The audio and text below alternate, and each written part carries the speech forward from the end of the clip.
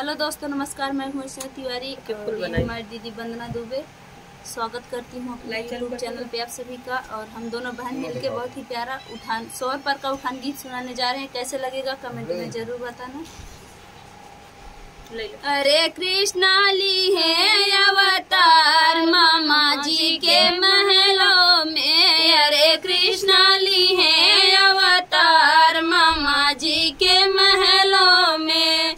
इस महलों में सासू नहीं है, इस महलों में सासू नहीं है। अब देवता मनाएगा कौन मामा जी के महलों में। अब देवता मनाएगा कौन मामा जी के महलों में। अरे कृष्णा ली है अवतार मामा जी के महलों में। अरे कृष्णा ली है अवतार मामा जी के महलों में। इस महलों में जठनी नहीं है, इस महलों में जठनी नहीं है। अब पिपली पिसाएगा कौन मामा जी के महलों में। अब पिपली पिसाएगा कौन मामा जी के महलों में। अरे कृष्णा ली है अवतार मामा जी के महलों में। अरे कृष्णा ली है अवतार मामा जी के महलों में।